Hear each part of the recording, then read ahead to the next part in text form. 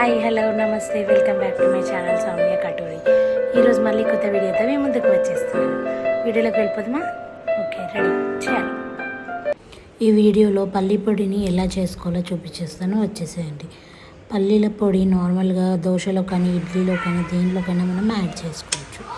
కర్రీలో కూడా మనం కొద్దిగా స్పైస్లలో వేసుకుంటే చాలా బాగుంటుంది. దానికి ఫస్ట్ ఎండుమిర్చీలు తీసుకొని కొంచెం లైట్గా 2 టేబుల్ స్పూన్ల ఆయిల్ వేసుకొని బాగా కలుపుకోవాలి. బాగా ఎండుమిర్చిలు ఫ్రై అయినాక జీలకర్ర, మెంతులు, ఆవాలు వేసుకున్నాను. దాని తర్వాత కొన్ని వెల్లుల్లి రెమ్మలు వేసుకున్నాం. తర్వాత ఫ్రై చేసుకున్న ఆల్రెడీ నార్మల్గా అంటే డ్రై రోస్ట్ చేసుకున్న పల్లీలను తీసుకున్నాను. ఇవన్నీ కలిపి బాగా ఫ్రై చేసుకున్నాను. కొంచెం ఆయిల్ బాగా ఒక 5 to 10 minutes బాగా సన్న మంట పైన మనం బాగా ఫ్రై చేసుకుంటే ఎంతో టేస్టీగా చాలా చాలా బాగుంటుంది పల్లి పొడి అనేది.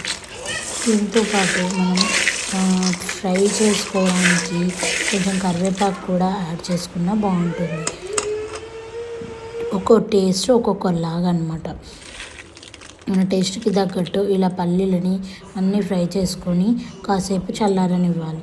చల్లారనిచ్చిన తర్వాత అవన్నీ మిక్సీ గ్రైండర్ వేసుకొని మెత్తగా పౌడర్ చేసేసుకోవాలి. కావాల్సినంత సాల్ట్ కూడా మనం యాడ్ చేసేసుకొని మనం దాన్ని మంచిగా మెత్తగా పౌడర్ లాగా చేసేసుకోవాలి. అంతే అండి, సింపుల్గా పల్లి పౌడర్ని ఇలా రెడీ చేసుకొని దోశలో కానీ ఇడ్లీలో కానీ దేనిలో అయినా కానీ మనం ఒక గాజు డబ్బాలో స్టోర్ చేసుకొని ఇలా వాడేసుకోవచ్చు. Thank you for watching. Please subscribe to my channel.